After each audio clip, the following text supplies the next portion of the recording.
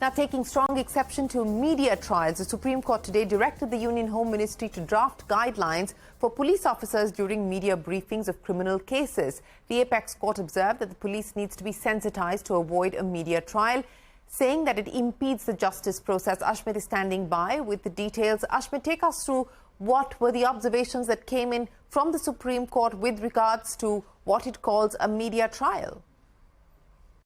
Well, trial by media was in focus today before the top court of the country, the Supreme Court taking note of media trials and, importantly, the impact that it has on rights of the accused, on the trial process itself and the justice delivery system at large.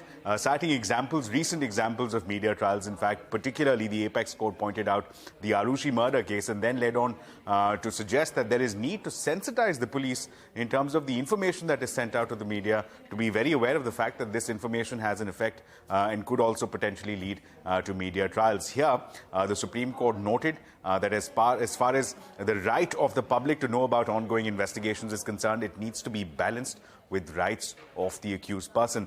Further, the Supreme Court went on to observe that any media reports that implicate an accused person, those such reports are unfair, and that biased media reports create a public perception that there is suspicion with respect to the conduct of the accused. So, in light of all of these observations, what is the fallout? What is the direction? Well, the Apex Court has directed the Ministry of Home Affairs to come out with a set of rules, a set of guidelines that will dictate the information as and when it is discharged from the police authorities, from state institutions, with respect to ongoing investigations. They have 3 months' time to deliberate on that. Meanwhile, a 30-day window has been granted to various state DGPs. All state DGPs have been directed to come back with their feedback to the MHA to enable and to assist this process of framing of guidelines. The Apex Court will take charge of this matter. We'll hear this case once again in the month of January of 2024.